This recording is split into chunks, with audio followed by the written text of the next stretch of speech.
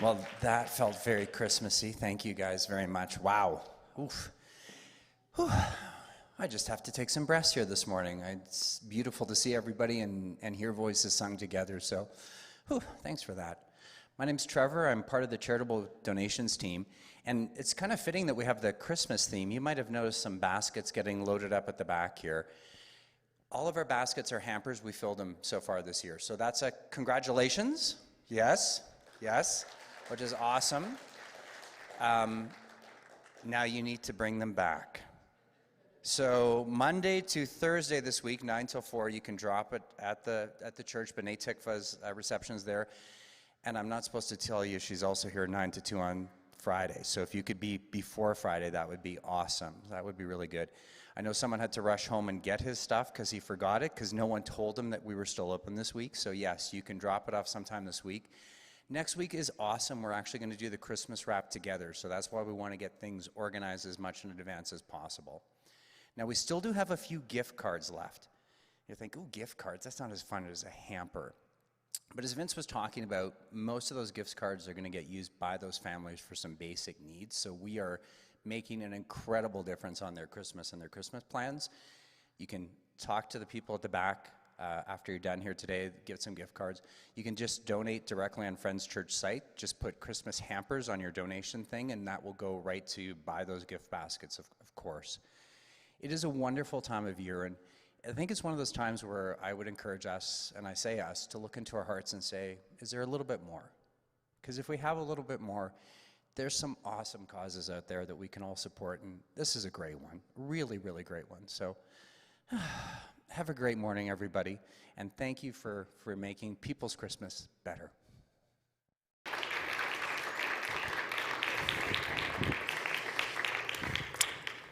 Thanks, you guys. That was amazing. We'll come back to that in a minute. Good morning. My name is Vince. Welcome to Friends Church. I'm old. Actually, I got ID'd the other day. I took my toque off. I was like, lady, what are you thinking? Do you see how much gray hair I have? But when I was in school, we had projectors. You know those reel-to-reel projectors? They thread the thing through there. The teachers could never figure out how to thread it all through. So this janky, jink, jink, jink sound picture. The sound is horrible. Isn't it a blessing to have incredible sound here? I remember sitting there as probably, I have no clue but I'm going to guess grade 6. And they show this movie about the immune system. And they had it all characterized. So the cartoonist had the immune system as these kind of fat, middle-aged men. Buggers, come on. And so they're walking around kind of the body, right? It's all characterized until all of a sudden a virus comes into the system. And the virus is these massive black spiders. And the immune system is supposed to fight off the spiders because that's the virus. And so they pull out their guns, but only some of them had guns. That was disappointing. And then the guys who had guns, they started shooting at the spiders as they came over the wall, but then they ran out of ammunition. By the end, they're using their kind of guns as clubs to try and beat them, but it's to no avail. The virus overwhelms them, takes them out. And then in this kind of weird moment for grade 6, they show the picture of a casket. The host died. Dun, dun, dun. We're all like. And then because they didn't have the technology to, how they do it now, they quickly rewind it really in fast motion. They couldn't do that. So they just snapped this back to the beginning. They said, but now things change. So again, the fat, middle-aged men who are the immune system, that's a whole metaphor, isn't that? Anyways, they introduce a vaccine now. And the men grab their guns and they start shooting, and then they realize, but before they even realize what's going on, there's this whole factory that starts up in the background. Smoke billowing out of the smokestacks, this whole war effort. I'm old again, war effort made sense to us. We got that.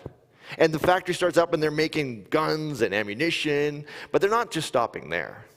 They got grenades, they got bazookas. Then they start making tanks. There's tanks rolling out. Then there's these like bombers that drop bombs on the stuff. Like they are going hog wild on this sucker. And they're just about to send it all out to the front when they realize that the guys at the front who were dealing with the vaccine was just this kind of like fat teddy bear that just kind of laid on the ground. The guys would walk up and kick it, and they would die. But now they have this whole war effort ready to go. There's massive warehouses, and they're just all lined up like the tank, ready to go. Wow, again, now the actual virus shows up. The spiders crawl over the wall. They come in. But now, instead of being these kind of middle-aged men who don't really know what's going on, who don't really have guns, they're all like Rambo. Like six-pack abs, whatever. They got guns everywhere. They're just loaded with guns. They whip those out and start going after the virus. They're coming at them. They're like, bam, bam, bam. Pretty soon the tanks are rolling in. They're lobbing these massive bombs, and the planes come over. And the virus is getting decimated. Decimated. At the end, I remember the end. Whoever the cartoonist was this, I tried to find it for you guys so I could show it, but it's too old. The last virus piece is this last spider. And the spiders realized, we're not going to win. So it's trying to get out.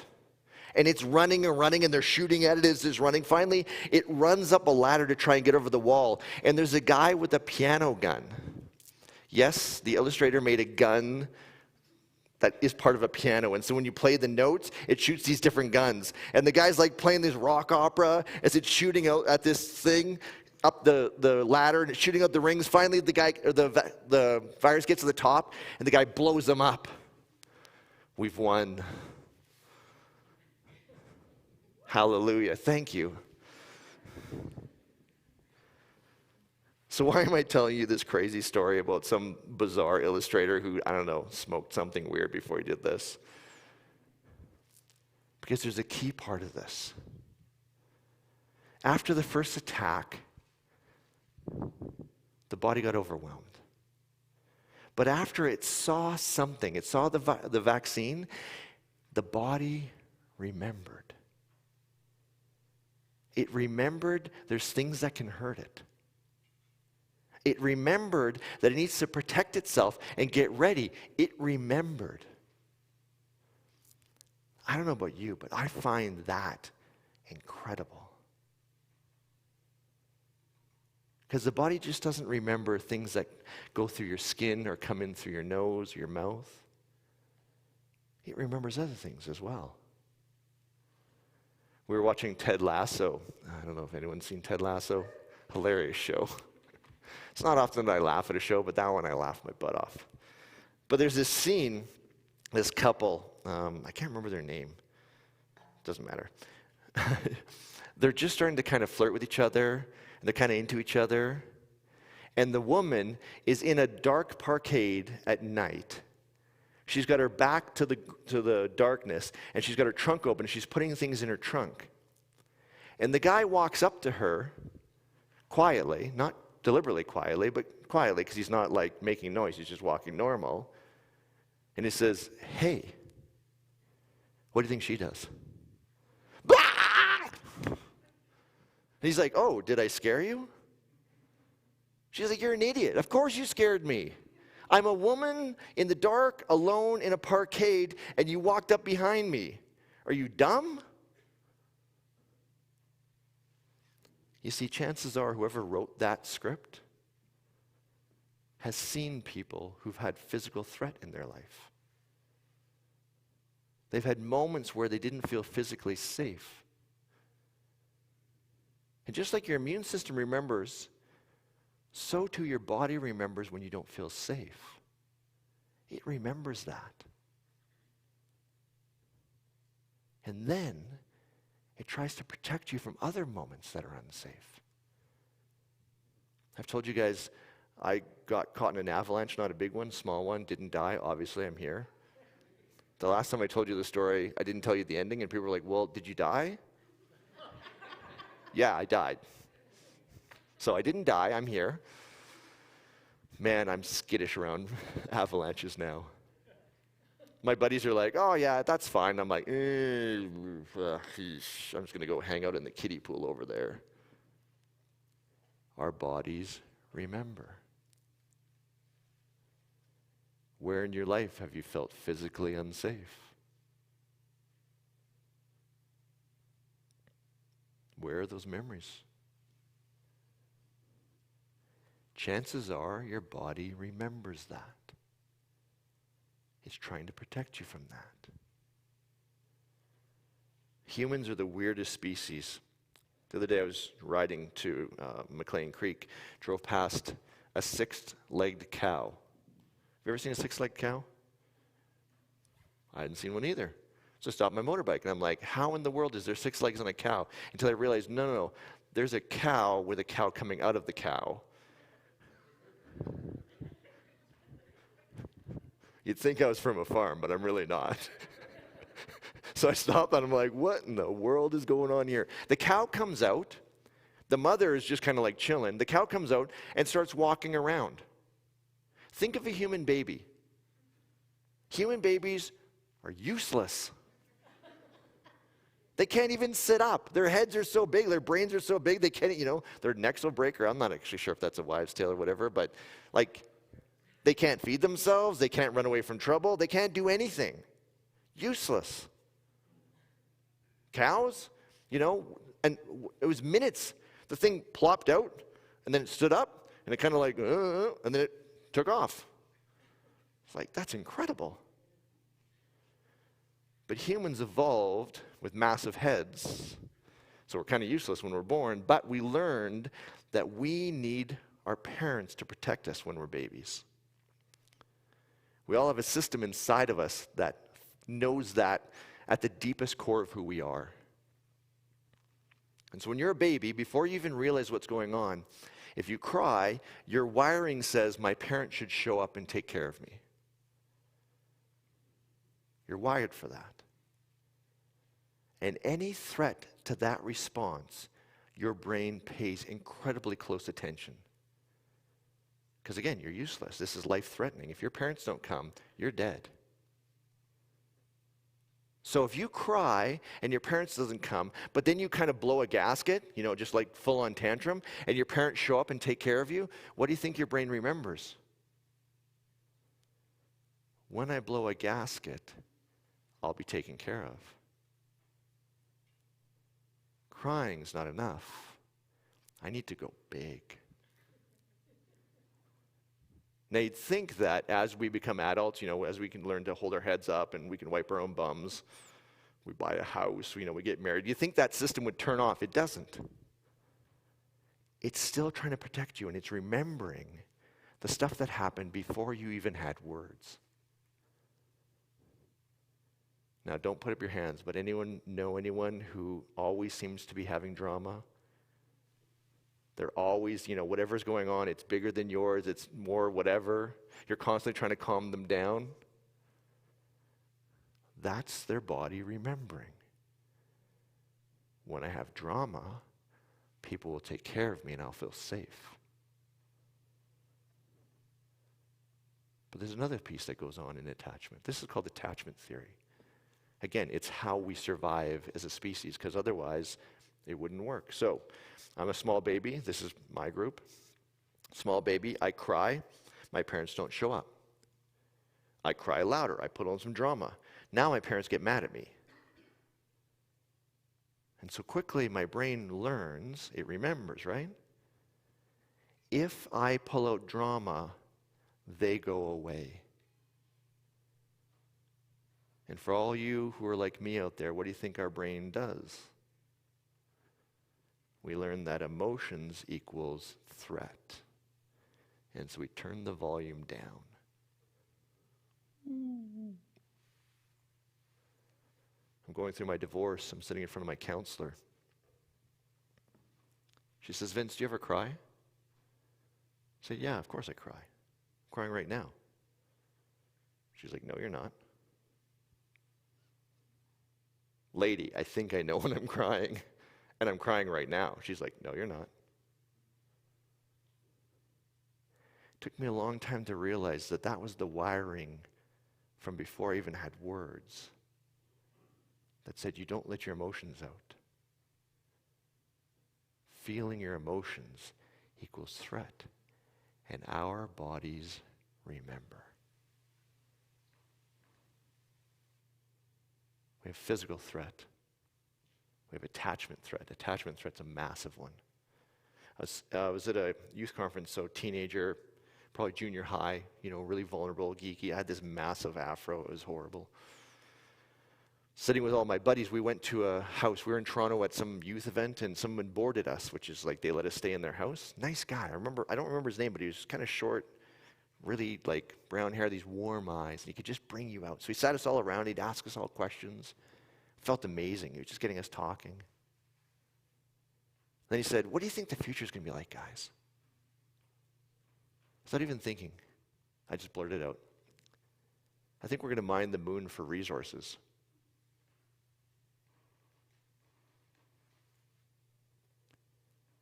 Suddenly, all 10 guys were laughing their asses off at me. You could have fried an egg on my face. That's how red it was. My best friend is pointing at me and laughing. Mine the moon for resources? You an idiot? Social threat is massive. What do you think my brain remembered? Don't blurt things out before you think of the social consequences. How many of us select what we put into public? We post certain things on social media, other things we don't. Instead of taking one picture, we take 4 to see which one we look the best in. How many of us, if we were really honest, even with the people we love, we would say certain things, we'd do certain things, but we don't. We hide it. Because our bodies are extremely attuned to social threat. I can still feel it. Even I tell you guys, it's like I can't even explain how embarrassing that was. Still, 30 years later, I can still feel it. And chances are you've all felt social threat too. A friend of mine, she goes up, her family was, if you're a female in this family, you do not leave the house without putting lipstick on. 40 years later, she still struggles to go to the house without putting lipstick on. It's an effort of will to transcend the social threat. So what social threats does your body remember?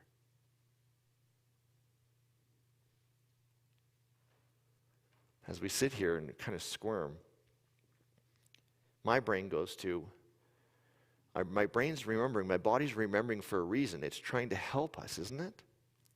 There's actually this whole theory that says all memory is designed to protect you. You don't actually remember the good things, you really remember the bad things. And research has showed this over and over again. I think the last number they have is it takes 10 positive things to counteract 1 negative thing. Our bodies are biased towards negative memories because they're trying to protect us from getting hurt. Don't be alone in a parkade at night. Don't be under an avalanche slope. Don't say things in public that make you look stupid. Don't wear that outfit. Don't say that thing. The attachment one is so deep inside of you, we sometimes don't even know it. We bring out drama without even realizing it. Or if you're like me, you've turned down your emotions to the point where a trained psychologist can't even tell I'm crying. Here's the question. If you're under threat, this system, this remembering system, top shelf, right? Like, bring it on. Keep remembering. But what happens if the memories are protecting you from something you want? Do you guys remember Vince Fowler? I interviewed him a couple weeks, months, years ago. My brain doesn't timestamp things, so it was the other day for me.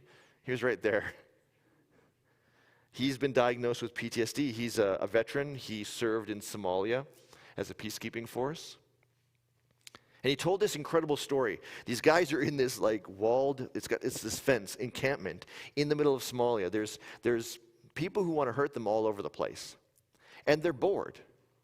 So they're sitting around and they're trying to make who has the best grenade sound. And so the one guy's like, no, a grenade sounds like this, kabow! And the next guy's like, that doesn't sound like a grenade at all. It sounds like this, kaboom! And the next guy's like, no, that's not a grenade. And suddenly a grenade goes off beside them. Someone has lobbed a grenade over the fence next to where they're describing how a grenade sounds. What do you think his body remembers from that little piece of heaven? I talked to him this week. I said, hey, remember that story? He's like, oh, yeah. I was like, how do you do with fireworks? He's like, oh, fireworks? I have to know they're coming. I have to keep my eye directly on them the whole time. And I have to keep saying, these are fireworks. These are fireworks. These are fireworks. Everything's okay. I said, what happens if you're just hanging out with your family and a car backfires? He's like, I'm instantly in panic mode. My heart's going a million miles an hour. I'm ready to grab my kids and throw them behind a car, put my body over them. What happens when the memory that was designed to protect you from threat makes it so you can't even enjoy a simple thing like fireworks in the park unless you can look at them? But think about it more. How much of those memories are protecting you from things that you don't want to be protected from? We hear this from survivors of sexual assault. They've had horrible experiences in their past, and so their brain remembers the threat. It's doing what it's supposed to do, protect. But now they find a new partner and they want to be intimate with that partner. Everything's going good.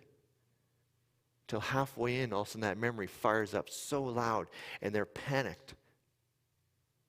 And the very person they want to connect with, the person they want to be intimate with and love, now their brain's saying, that is the enemy. We need to get away from this person. What happens when the things that our body remembers to protect us turn against the things that we want? What do we do? I told you about my attachment. I've been pretty open. I'm divorced. Think about me, young baby, learning that whenever I feel emotions, people go away. I've turned my emotions down so far, a trained psychologist can't even tell I'm crying. And now I'm married. My face never shows emotion. It's flat, dead. My ex-wife would say, hey, you excited about holidays? No. You sad that happened? No. What happens when the things you remember take out the thing you want? We called this series The Cracks in the Foundation, and it's from my life and I think from your life, because the cracks are those memories that we haven't dealt with that are still trying to protect us from the things that we want. The Bible has this quote. It says, build your house on a firm foundation. And yet all these memories are like cracks in the foundation of our lives. And if we don't deal with them, the house comes down. Think of me as your cautionary tale. My crack, that attachment crack, was one of the major factors that took out my marriage. Because I never dealt with it. Honestly, I didn't even know it was there. And that's the piece I want to talk to you guys about. Actually, before I do, so I talked last week about experts, right? There's people who know more than we do. And so in this area, there's an expert that when you read anything in this area, all the experts say you need to read this expert. His name is Bessel van der Kolk. Crazy name. The Body Remembers is this book. He's got this amazing quote when he talks about how our memories work. He says, the memory of a bad event is not the story of something that happened back then. It's the current imprint of that pain, horror, and fear living inside of people right now.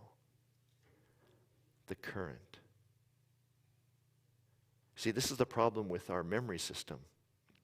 It remembers, but it doesn't remember based on time. It will take something that happened in the past and bring it right into the present. Boom. And you will feel it with all the fear that you felt it originally.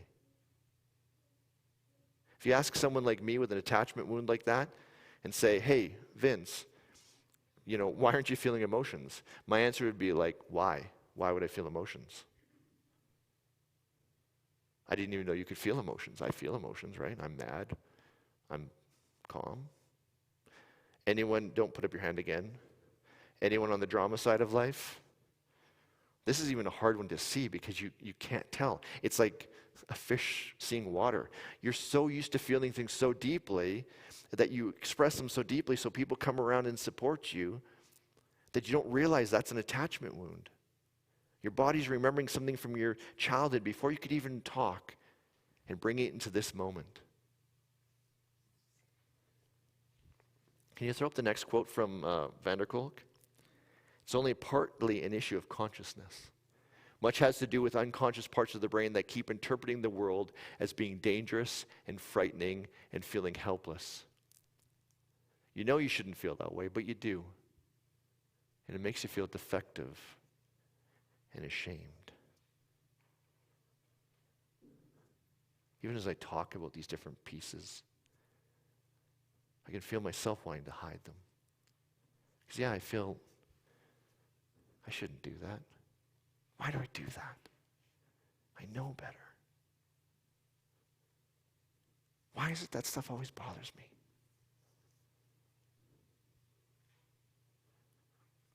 I want to talk about one more thing and then I'm going to bring it back around. Something I learned in the last couple of weeks is we actually have two memory systems. I don't know if you knew this. One's called a declarative memory and one's called a non-declarative memory. It's two systems. They're both active in your brain. They just do different things. So a declarative memory is this. Can anyone tell me where they were yesterday? Just yell it out. Christmas market I heard over here? Perfect. So, declarative memory, facts and events. Where was your Christmas market? At where? At your house. You had a Christmas market at your house. That's killer. You remember facts and events. This is a really good part of your brain that we use for school a lot, right? When was the Declaration of Independence signed? I have no clue, but someone might know that. Facts and events, that's a really important part. And as our stress increases, so if I tell you, okay folks, this part of the message about declarative and non-declarative, we're going to have a test next week, and you need to remember this. Can you feel your stress just bump up just a hair? And suddenly you're paying attention, you're like, okay, what was that? What did you say? Declarative, non-declarative? Yeah, okay, I think I got that. But if I introduce more stress, next week you have to preach the message up here on declarative and non-declarative memory. Your brain probably, unless you're a public speaker, has gone into tilt now. And your facts and events part of your brain is now shutting off rapidly. And what are you feeling? Anyone feeling like sweaty palms a little bit like, oh, I'd rather do anything than that. Second part of our memory, declarative, functions verbally. It's really beautiful. Facts and figures. Works when we're calm. A little bit of stress bumps it up, and then it drops off. If you're ever in a fight with someone where you're really stressed out, chances are the facts and events part of your brain has shut off long ago. If you're ever arguing about who said what when you were both stressed with anybody, you're both wrong. The part of your brain that remembers that has turned off long ago. But there's another part of our brain that as stress climbs, it comes into play. I asked if I said you have to preach this message next week, people started to squirm a little bit. You're all like, yeesh, I'm not sure about that. Your non-declarative memory doesn't function in language. It has to do with emotions. The sweaty palms, the feeling in your stomach, the heart racing. We remember how things feel. It's also your muscle memory. It's also your skills memory, how you can do things without thinking. But think about the emotional memory. Where do you think those threat memories that kept us safe from physical attachment and social harm, where do you think those are stored? Yeah. And as you get stressed, the amount of memory in that portion climbs and climbs and gets stronger and stronger. But here's the thing, it doesn't exist in words. One of the hardest things for us to do is to put our feelings into words. That's why good songwriters are poets. We venerate them. Because sometimes they can say what we're feeling. But here's the thing, threat is stored as an emotional memory. The facts and figures portion is down. When it happened, not important. Where I was, not important. I got scared in a dark place. It doesn't matter that it's 20 years later and I'm in a parkade and the person I love just walked up to me. The emotional memory doesn't care. Do you see how these things create cracks in our foundation? If you don't deal with these, the cost is huge. I already shared mine. This is part of what caused my divorce. One of the more painful experiences of my life. This is the moment where you've yelled at your kids and you don't know why, and you see the pain in their eyes as you're looking at them and you go, why did I just do that? That's the crack in the foundation coming up.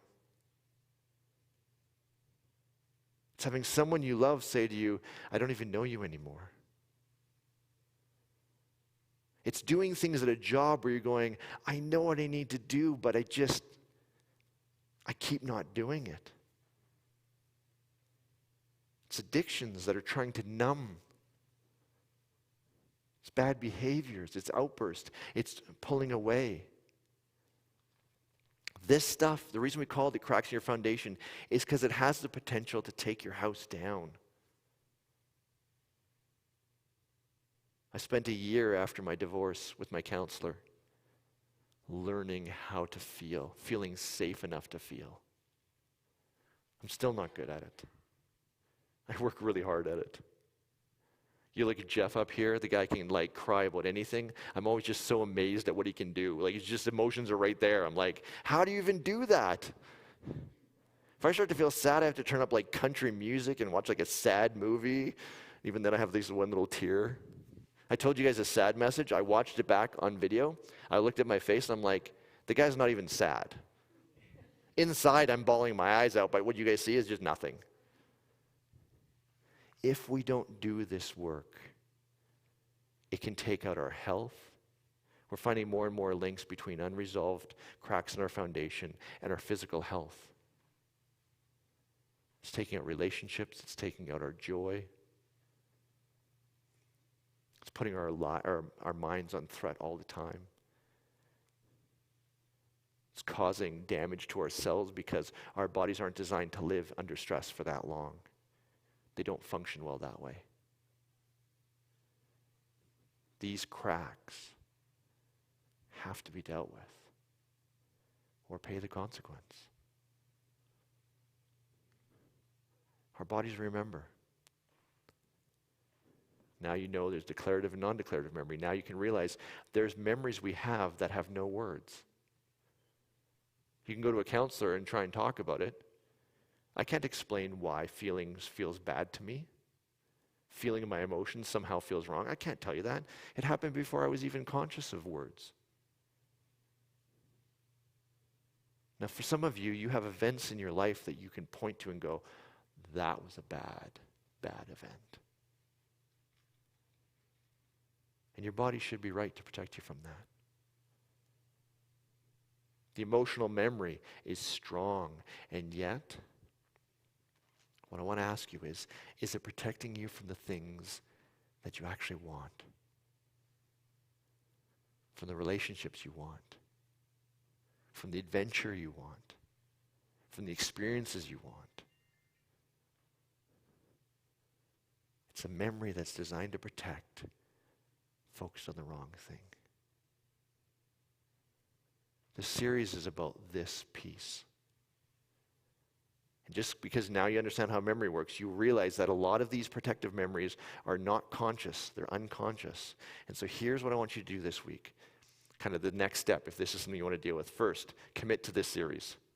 Book off the next 4 weeks, come. It's worth it. I'm telling you, by the time you hit Christmas, Being with family, if you're around family or not around family, is enough of a powder keg to blow apart any issues. If you have cracks in your foundation, they will be revealed, often painfully, often at the dinner table. You laugh because you're like me. You're like, oh yeah, I've been there, done that. Commit to this series. Commit to this work. We told you guys our spiritual journeys start with awareness. Here's what I want you to watch for in your lives. Watch for moments where you're overreacting or underreacting. Someone you love walks up behind you in a dark parkade. If you lose your mind on them, chances are something's going on. There's a crack there that just got poked. If something big happened, you're about to go on this amazing holiday, and someone says, are you excited? And you go, no. And your face looks like this. You're underreacting. You're about to go on holidays. Of course it's exciting. But even feeling that emotion doesn't feel safe. If you can feel the pull of past events constantly holding you back, constantly keeping you in anxiety and in depression, pay attention. If you're brave, talk to somebody who knows you well. Say, hey, where do I overreact and where do I underreact? It will start to give you the lay of the land of the cracks in your foundation. Folks, as somebody who ended a marriage through this work, I can't say enough, if we don't deal with this stuff, it'll hurt us and it'll hurt the people we love. So if you're willing, because it takes a tremendous amount of courage to get some of this emotion memory, to become aware of it and become conscious of it. And the end goal is to actually be able to talk to it. I know you're trying to protect me, but I love this person. I'm safe here. It's okay to feel these emotions. This person will be there no matter if you make drama or no drama. You're capable. You're talented. You're beautiful.